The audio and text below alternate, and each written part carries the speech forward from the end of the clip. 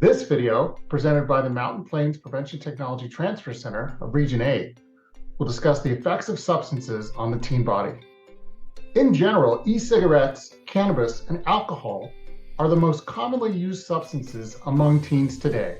We are going to talk about some of the short and long-term effects that these substances can have on the teen's body. First, let's start with the use of e-cigarettes. In many instances, the use of e-cigarettes among teens starts in social situations, which can have short and long-term health effects on the teen's body. Unfortunately, the use of e-cigarettes can have some short-term effects, such as decreased immune function in the lungs and teens being more susceptible to bronchitis, as well as a shortness of breath and coughing, in addition to lung damage that may be caused from the chemicals used to create the flavoring, as well as metals, ultrafine particles, and other substances found in the liquids themselves. In addition to short-term effects, there's some also possible long-term effects, which can include risk for developing nicotine use disorder and addiction, diseases including cancer, and risks to reproductive health. The use of a second substance, cannabis, by teens can also cause some short-term effects. These short-term effects can include things such as lack of motor coordination, paranoia and psychosis, as well as altered judgment and short-term memory loss. In addition, research has also suggested that the use of cannabis by teens can have some long-term effects. Those may include altered brain and cognitive impairment, poor educational outcomes, as well as risk for developing cannabis use disorder or addiction.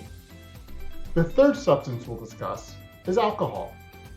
Underage drinking can also lead to short and long-term effects.